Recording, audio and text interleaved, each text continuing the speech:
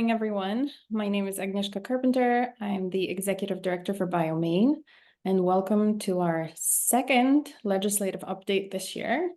I think some of you may have joined us back in February for our first one. That was just when the session started, and now we are at the end of this year's session. So it's time to wrap up and talk about all of our legislative efforts. So welcome. And before we start the updates, I just wanted to introduce our advocacy committee. So Clara McConnell and Mike Sexel from Maine Street Solutions are our people in Augusta. We've been working with them for 2 years now, and they're amazing. So they'll give you the updates on what's been going on. We'll also hear from Brian Whitney, the president of MTI, who is not pictured here, but you will see him. And then we have our committee members. Some of them are also our board members. Some of them are not. We have a really great group working on advocacy.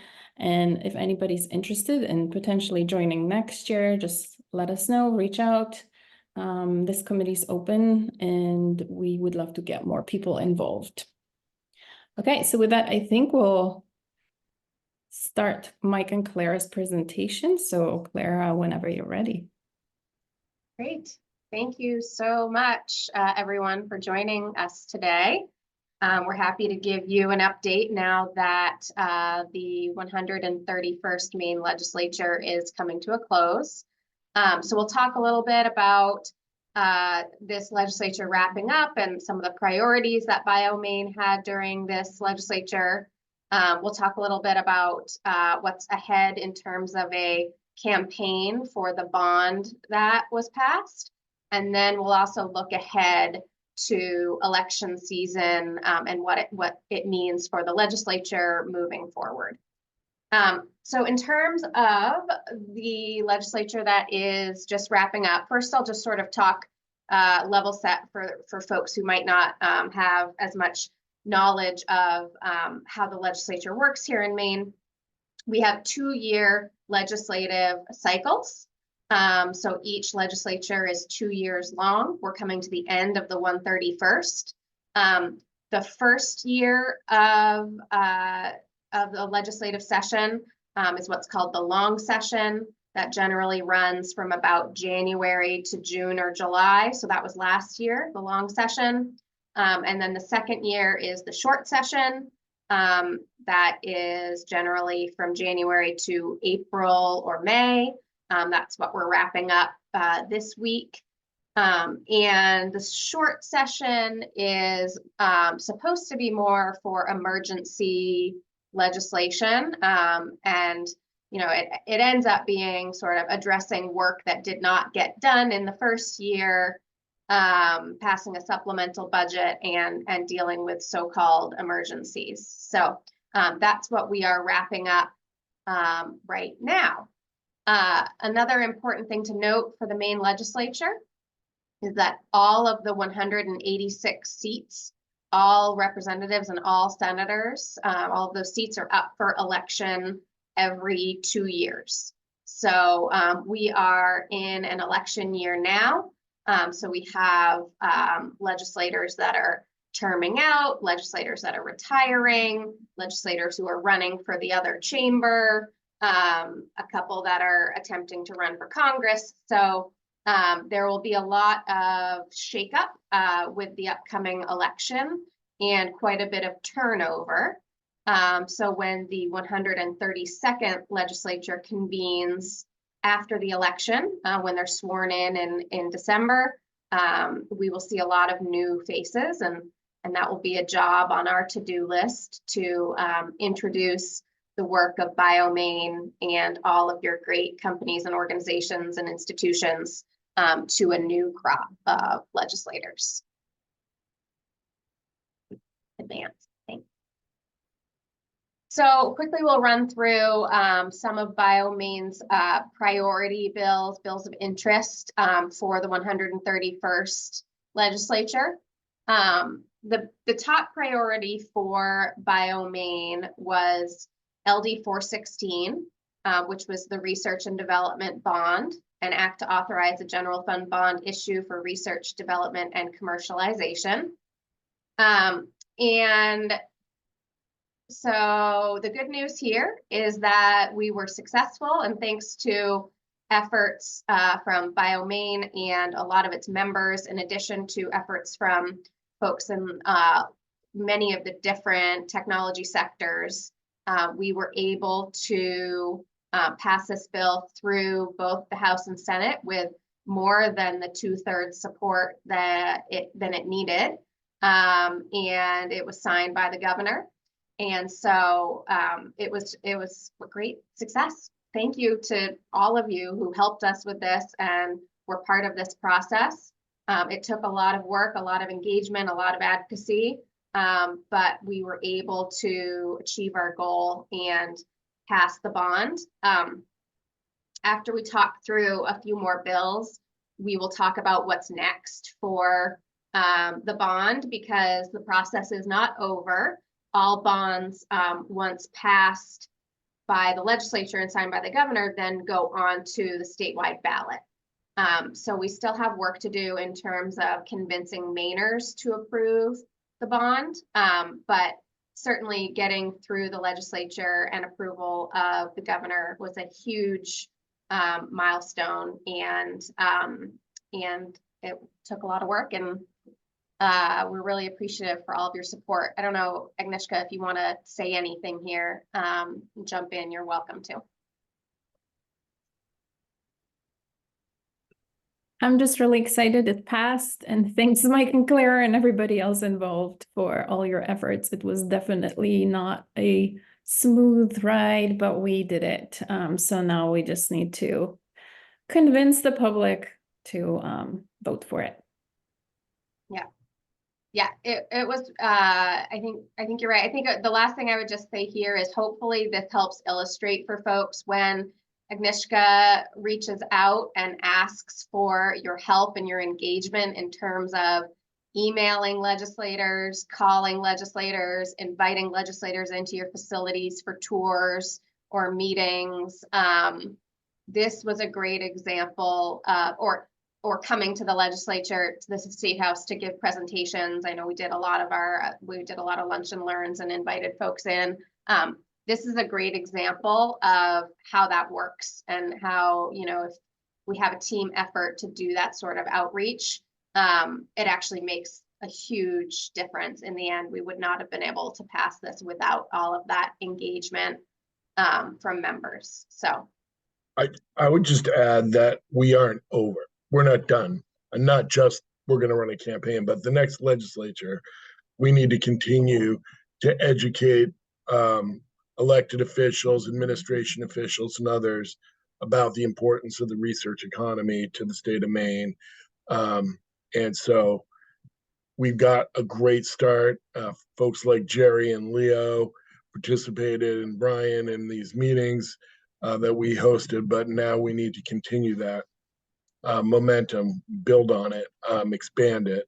It brought a lot of credence to our champions, like Rick Bennett and Sowen Millet and Mo Terry and Teresa Peirce. It mattered to them that we were successful, and we would not have been without those lunch and learns. We were pretty much told at the beginning that there would be no bonds. The governor was not even going to have a bond package. Some folks, poo-pooed us all along. So that kind of persistent effort was transformational this year. But $25 million is not enough to fund the research economy in Maine. So we have more work to do. absolutely. Thanks, Mike. So we will move on and circle back to what's next for the bond in a bit. The next bill I thought I would mention is LD 643, which was an act to promote research and development in the state by increasing the research expense tax credit. So this is a tax credit that Maine has on the books, but it has not been changed or increased in, I think, about 15 years. So there was a bill from the House Majority Leader, Representative Mo Terry, to try to double the tax credit.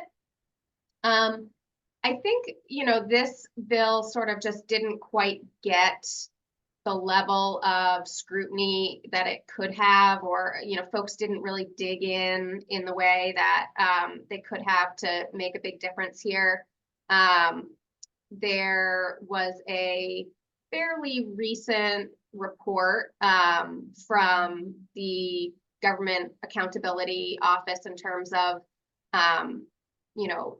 looking at the research and development tax credit and what it has, how it's worked and what it's done in recent years. And I think that essentially the committee, when they got this bill and read that report, thought that potentially instead of just doubling the credit, maybe there should also be an effort to try to look at outcomes and ensure return on investment and things of that nature. I think they wanted just a little bit more of a fulsome proposal as opposed to just increasing the credit to make sure that resources are really having an impact. And unfortunately, no one really dug in and did that work of coming up with what that proposal would be. So in the end, at the end of this session, the taxation committee just instead chose to not move forward with this bill at this time. So maybe in future years, next year, perhaps there could be another run at this with, in addition to just an increase in the tax credit, there could also be some additional accountability measures built in to try to meet those concerns of the committee. So that's my take on that one. I will say one of the challenges we had with all the tax credit work, whether it was, they didn't pass really any tax credits this year. And one of the reasons is because they have a tail on them when they're refundable. And there's a great deal of concern about the state budget and revenues dwindling. So that was another additional challenge we had. And I was in the committee when I made a last pass at convincing it on the day they voted on that. But they didn't want to pass any tax credits this year. Not childcare, not housing, not nothing. And so the next bill on the list here is LD 1475, which was an act to establish a grant program to promote biomanufacturing and biotechnology development. And so this actually started out, I believe, as a tax credit, and the committee chose to change it to a grant program instead.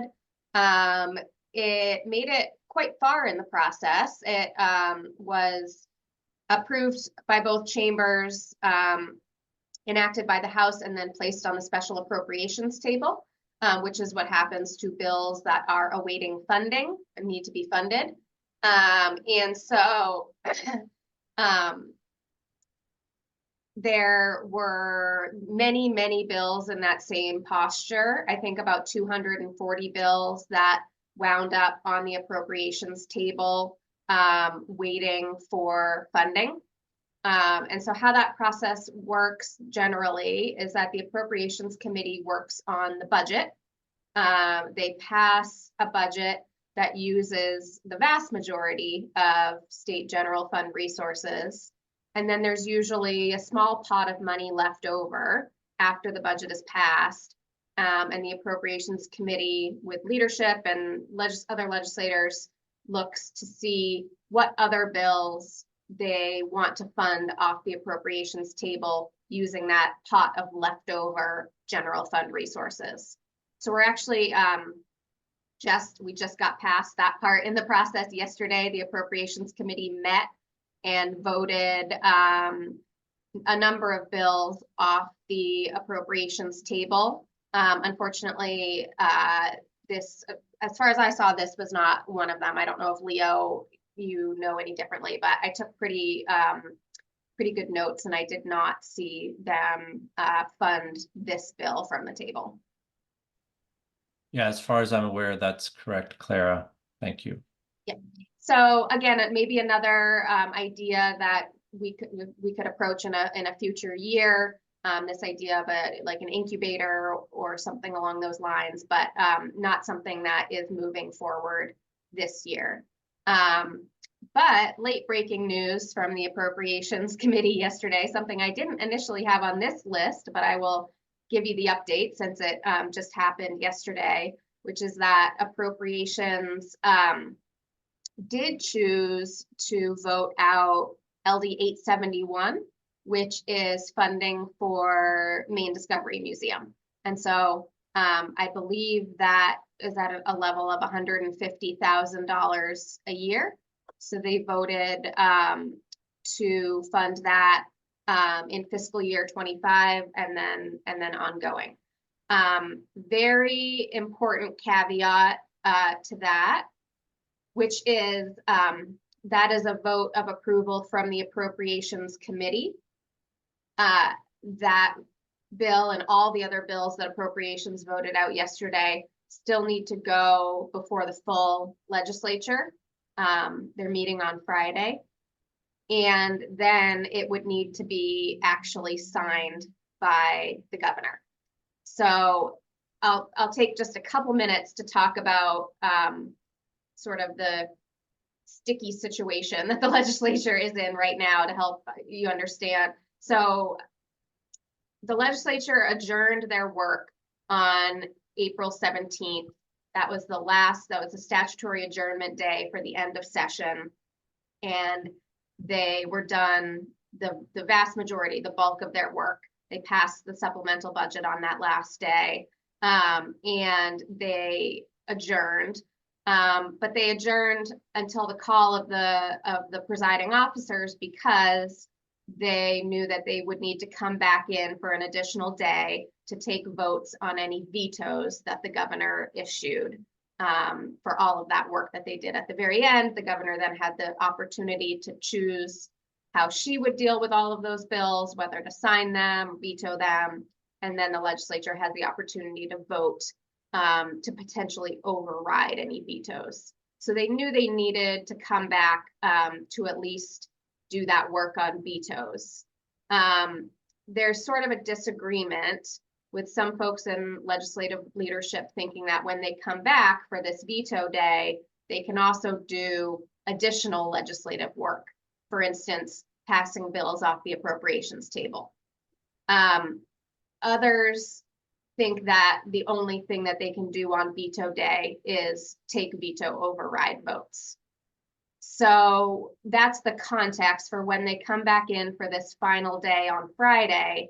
There is sort of this overarching disagreement of what work are they actually allowed to do on Friday, and if they pass all these bills from the appropriations table, is that allowable? How does the governor feel about that? Will she sign any of those bills?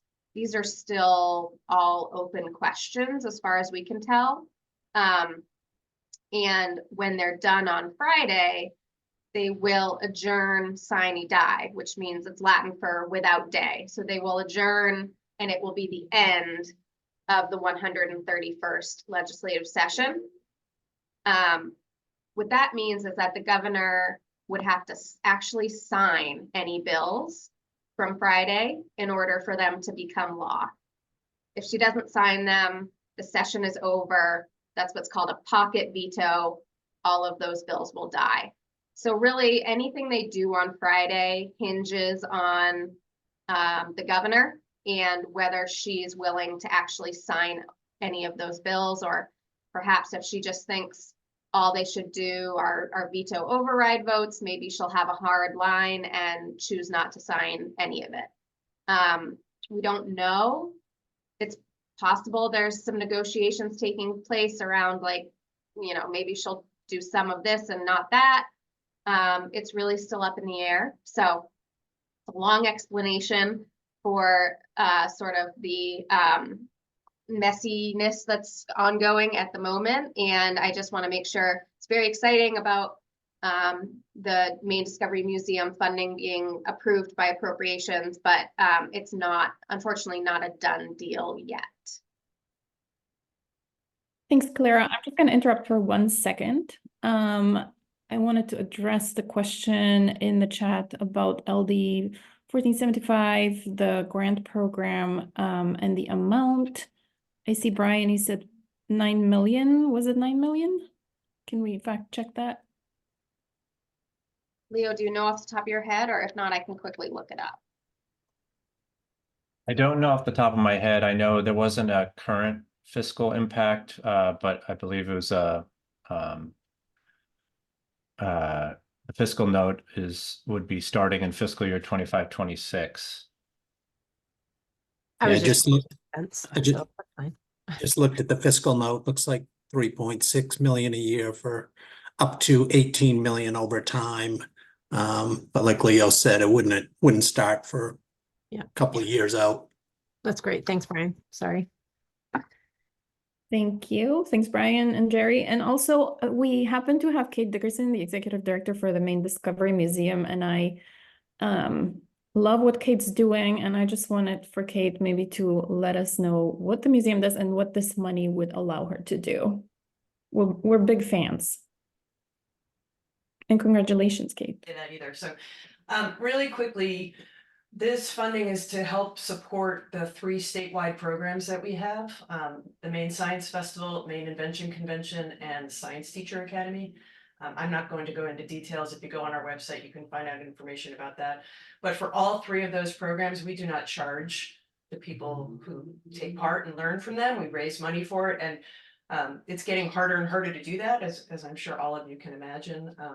This goes along with part of our mission. 94% of our programming around science is available at no charge to the people who take part in it, and that's all ages. So this is just the way we pitch the idea of recognizing that we're one of the 3 legs of the stool in education, and we could just use a little bit of support to take the weight off. So I'm happy to answer questions if anybody wants to, or just shoot me an email later. Thanks so much, Kate. And I just wanted to say that we're partnering with Maine Discovery Museum on a project where we're trying to introduce more life sciences education into K-5. So stay tuned. There will be more information about it, but I just wanted to, bring up the fact that what that institution is doing is very important and impactful in terms of future workforce development. Okay. So we're going to advance the slide, and Clara, the floor is yours again. Thanks. I think actually Mike's going to do a quick spiel on what needs to happen next for the bond. Oh, the very next thing, apparently, as of 9:58 this morning, is that there's going to be a ceremonial bill signing with Governor Mills at the State House on this coming Friday. I believe it's at 1 o'clock. And that happened while we were walking in. So yeah, from 1 till 3 in the governor's cabinet room. And so we would welcome any of you who would like to participate in that to be there. I'm not actually sure I can be there, but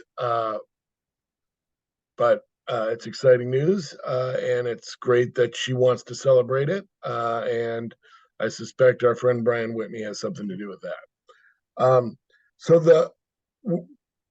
As Clara said, we can't pass a bond without running a campaign. And so we are in the process of right now of trying to think through what a campaign will entail. But there's some very practical steps. We're going to create a ballot initiative campaign through the Maine Ethics Commission. We can do that very soon. That will allow us to start both actively promoting and fundraising for the campaign. We need to identify some leaders on this phone call and folks who are not on this phone call who want to be publicly connected to the campaign, who will be on our campaign team. So we're going to need a chair of the campaign, and we're going to need a treasurer, and we're going to need all those basic folks. Because of the nature of this campaign and the fact that we won't raise, when they run big statewide campaigns, oftentimes people spend $5, $6, $7, $10 million. That obviously is not realistic in this case. So we will have to run a very lean and strategic campaign.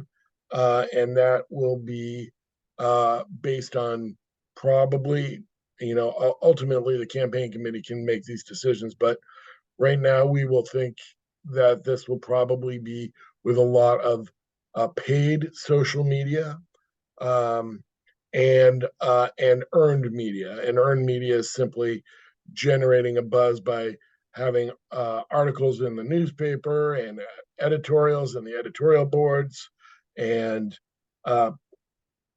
postings on Facebook and in newsletters and in other social media outlets. And we will hire a consultant to help us do that, whose real job is that's their sweet spot. Or at least that's what we are recommending. For all of you and your employees, we will want to develop supporting materials for the campaign to talk about both the economic and the social good of research in the Maine economy. And so we will work closely with the PR firm to do that so that we have a consistent branding. We will want to do basically what we did at the legislature this year, more on a statewide basis. So we will want to launch a speakers bureau so that, Jerry can go and speak to the Ellsworth Chamber of Commerce to talk to them about the importance of research and development to the economy. And Leo can do the same at the Portland Chamber of Commerce. And Brian can maybe take the Mid-Coast. But that's the idea, is to identify venues where we can have our folks speak, provide them with sort of a template of information that they can share at Rotary clubs and chambers and other kinds of venues so that we can spread the word. And then individual action. We're going to need you all to like the campaign on your social media and post it on your LinkedIn and to do all that kind of stuff that you do every day to promote your own work at your own institutions. So that's sort of the kind of the framework of what a campaign might look like. Obviously, there's more to it, and we will amend it as we go forward. Campaigns are all organic. So we will add and delete based on our capacity to achieve some of these things, but it won't pass without us talking about it. So we need to make sure that we are all collectively working on that. And stay tuned. In the next 2 or 3 weeks, we will have a kickoff meeting to discuss the who's, what's, and whys now that the legislature is just about done. And I'm sure I missed something, Clara. That's great. I think that's plenty for today. And like you said, we'll be back in touch soon. So I think I pretty much covered this earlier, actually, in the first slide, but just real quickly, I want to give Brian plenty of time for his presentation too. So you can actually just advance, Agnieszka, and we'll talk really quick about the upcoming election season. Primaries are on June 11th, and then we have the general election in November. And so, like I said, all 186 seats are up for election. So some members are running again, some are retiring, some are termed out.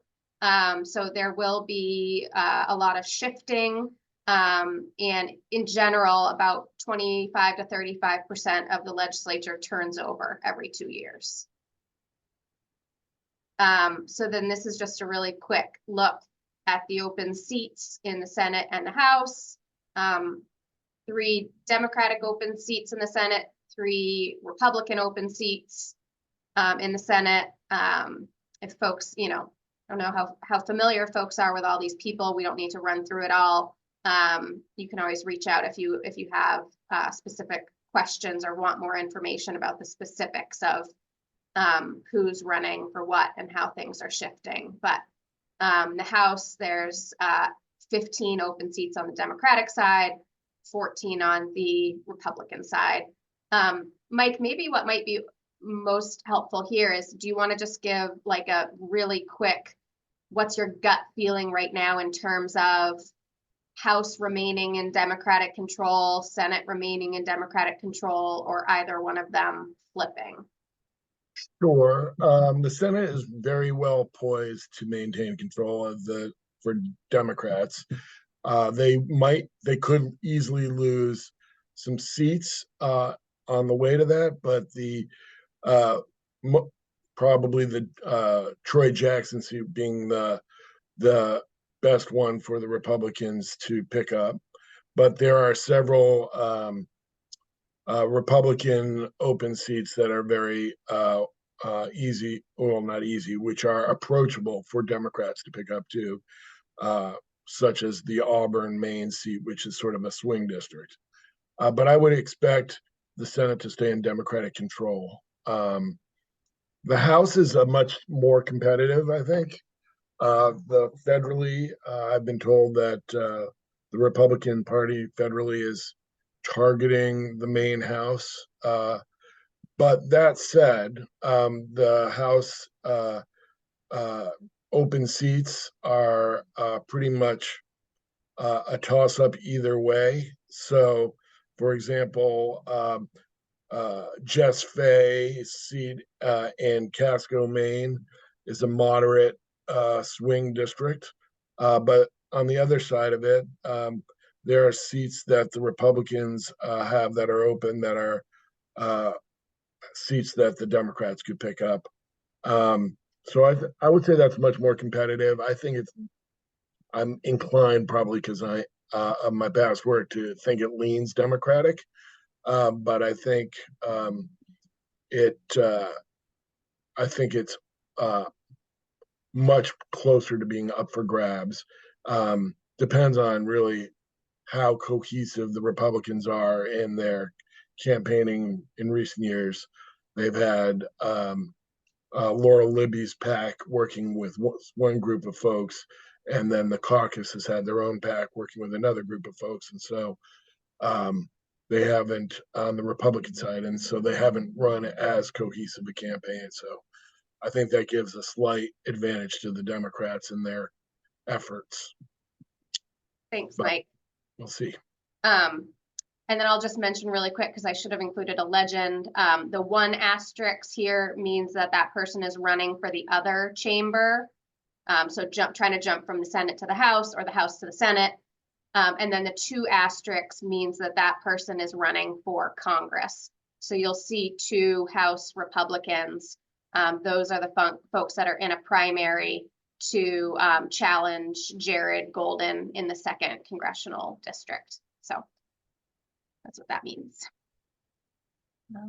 And then, just the joint standing committees of the legislature. These can sometimes shift from legislature to legislature, depending on the joint rules that are determined by legislative leadership. But these are the current committees. I think that's probably about it for us.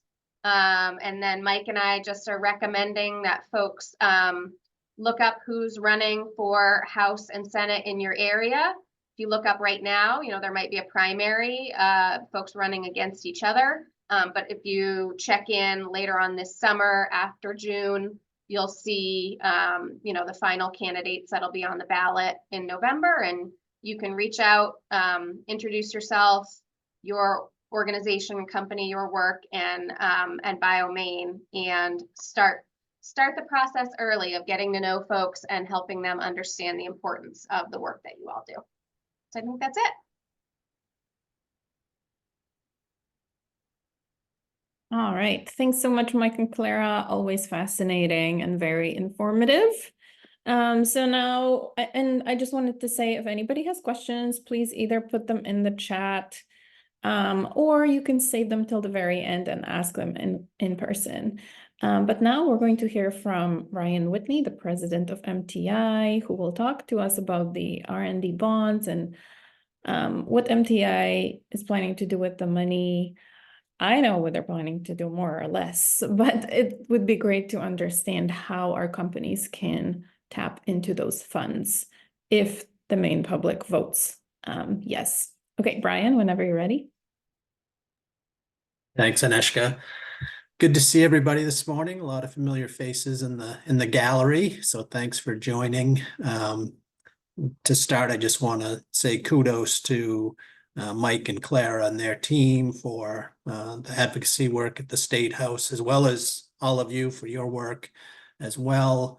I think the bipartisan R&D caucus really had an impact at the State House as well. So it was good to see all of that support for research and development in the state. So I thought I'd start off by talking a little bit about how impactful R&D bonds can be based on past experience. And then I'll talk a little bit about what is planned if the voters approve this R&D bond in November. So we can go to that first, the next slide. So the last time we had a research and development bond that went before voters was back in June 2017. And that was a $50 million bond, of which 45 of it was allocated for research and development. And MTI was asked to deploy that funding. The bond was, I'll talk in a minute a little bit about what this current bond is proposing, but that previous bond from 2017 was a little bit more prescriptive in the types of outputs that it sought when the legislation was passed. And for Mike and Clara, I thought I'd mention too, I went back and looked at the election results from June 2017, just to remind myself how close that bond was or wasn't. And it carried with 61% of the vote in June of 2017, which is interesting because that was the only item on the ballot that June. So anyways, carried 61%. And also, as they're thinking about their the potential work to advocate for this bond, the closest results were in rural Maine, perhaps not surprisingly. So areas like Somerset and Piscataquis, the bond carried by less than 100 votes in both those counties. So just as you're thinking about how to prepare for the advocacy work in the fall. But anyways, the previous bond, again, we had 45 million to deploy. We received over or just about 400 million in requests for that $45 million. And this is something we see on a regular basis when we have these bond funds to deploy. Typically, we'll see a 10x response to the available funding. So we had 45 available. We got 400 million in requests. We received 183 applications, and those applications came from all over the state of Maine, each county, as well as some out-of-state entities. Ultimately, we made the awards. Those awards helped generate 5,350 jobs and 1.4 billion in economic impact over a 3-year period. The funding that MTI puts out all requires matching funds as well. So that 45 million generated another 192 million in matching funds. So that was a 4-to-1 match on that bond. Can flip to the next slide. So we fully deployed that bond in the MTAF 2.0 round, but we had one of the companies end up forfeiting the funding. So there was 2 point something million that was made available for another round of funding. So we put out another solicitation, called it Maine Technology Asset Fund 2.5. And again, had just over 2 million available. We received 84 proposals that time and received $25 million in requests for the 2 million of available funds, and ultimately made 10 awards. And the matching funds that were brought to the table by the companies was almost $32 million. So that was a 14-to-1 ratio on private sector to public sector dollars. And that small $2 million fund ended up generating 1,600 jobs. So the impacts of R&D bond funding are immense. Next slide.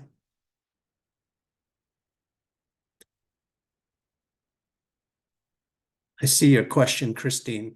One company from out of state was funded in the MTAF 2.0, but that was also the company that had to forfeit its award because they weren't able to execute. So just for some context.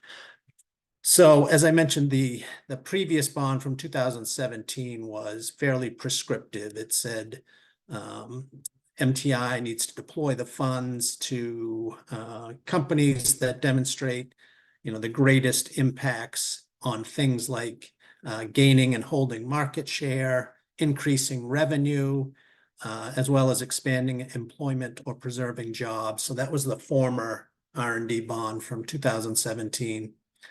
This one says that MTI needs to allocate the money to support technological innovation leading to commercialization in our state's 7 targeted technology sectors, of which biotech, life sciences is one. Funds have to be awarded through a competitive process. Eligible applicants can come from either the public or private sectors. And again, matching funds are required. So this is, it's not overly prescriptive. So it's pretty basic outline for MTI to work with as we develop a program. Next slide. So just to give you a sense of what occurs if and when voters approve a bond. So what typically happens is the bond gets approved by voters in November. The state, at least it's been my experience, the state typically sells those bonds on the bond market in the summer. So even though that passes in November, presumably the state probably, again, based on my experience, won't go into the bond markets to sell those until about June, which means the funding will be available to MTI following that bond sale. The funds flow through the Maine Department of Economic and Community Development to MTI. And then MTI uses the language in the bond bill as well as the intent and content guidance that's provided by the Secretary of State to voters. And we develop a competitive funding program and process. We'll conduct some outreach statewide to get everybody's thoughts on what we're proposing. And then we'll actually issue an RFP. We'll receive proposals. We'll conduct due diligence, and ultimately we'll make funding decisions. Next slide. So what a lot of people don't realize with respect to bond issues is that based on guidance that we've gotten from the state attorney general over the past 20+ years, the Constitution of Maine prohibits the use of bond proceeds to fund current expenditures, and that the bond proceeds actually have to be used for capital expenditures. So we're talking about things like bricks and mortar facility construction, renovations or land purchase, equipment acquisition, as well as certain technology upgrades. So these are the types of things that entities would normally carry on their balance sheet that they would depreciate over time. So these are the types of projects that we'll be looking to fund with this bond money. So capital projects. I'm just looking at some of the questions.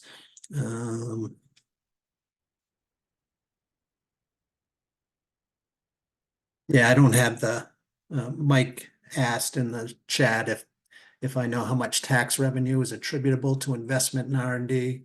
And I don't have that data point at the ready, but we can work to get you some of that info. So anyways, that's essentially the plan going forward. Again, hopeful that voters will see the merit in this R&D bond as they have in the past, and MTI stands ready to help deploy this funding. Happy to take any questions folks have. Okay, thanks so much, Brian. I actually learned a lot from your presentation, so thanks for all the clarification.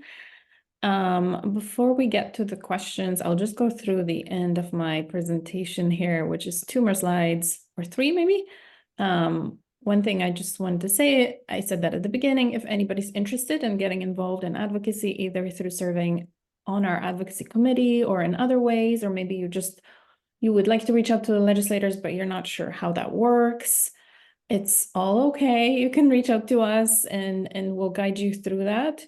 It's not super complicated and it can be very impactful.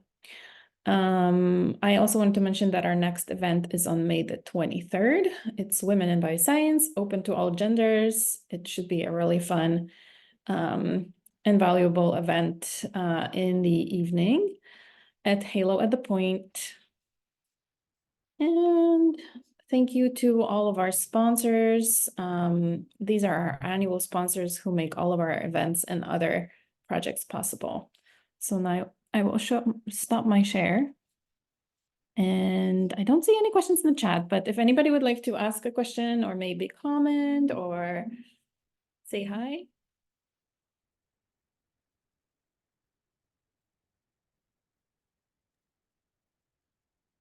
Oh, Jerry.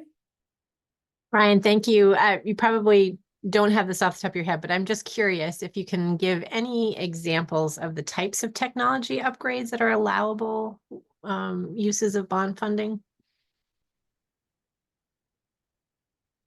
Yeah, I'll have to get you. It's pretty Get you broad, some- and I was just some better curious if detail. there was any. Certain Yes. technology upgrades isn't very specific, is it? So I'll Got me I'll thinking, that's all. Jerry, I certainly. can give you an example of some things that you might not normally think about as being Okay. bondable that we have in that the legislature's done, not in the R&D world, but for example, upgrading technology in terms of software Okay. and hardware have been bondable in the past, as long as it has a shelf life of something like 7 years or something like that. Okay, great. They have bonded things like that in the past for other things outside of R&D. Great. So I think if you had a cool piece of software, you could be eligible to do that. Awesome. That's great. Thank you. All right. With that, I guess, thank you so much for joining us today and listening to our presentations. Thank you to all of our presenters for your time and dedication. And this event has been recorded. It will be shared on our YouTube channel. So if you know someone who could benefit from watching it, or maybe if you want to come back to it, it's going to be available. And have a great day and see you next time, hopefully on May the 23rd. I just see that, oh, she just left. Former Senator Lynn Bromley was on the call, so I wanted to give her a shout out. But we will drag her into this campaign. Yay. Okay. Thank you, everyone. Thank you. Have a good day. Thanks.